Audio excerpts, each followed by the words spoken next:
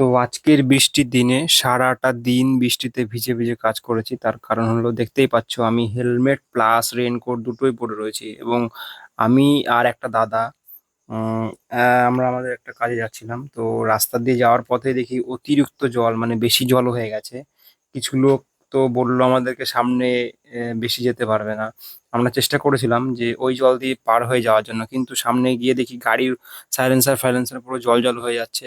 আমার প্যান্টানও ভিজে গেছে। তো সেই ক্ষেত্রে ওরা যেহেতু একবার বলেও দিয়েছিল আমাদেরকে যে সামনে আরো অতিরিক্ত জল হয়েছে তো যেতে পারবে না, আমরা লাস্টে কি করলাম, ওখান থেকে ঘুরে আবার ব্যাকে চলে এসে অন্য একটা রাস্তা দিয়ে অন্যদিকে গেলাম।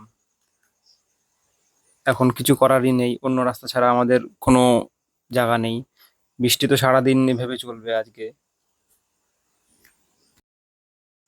তারপর ওখান থেকে ঘুরে আমরা অন্য আর একটা রাস্তা দিয়ে আমরা অন্য দিক দিয়ে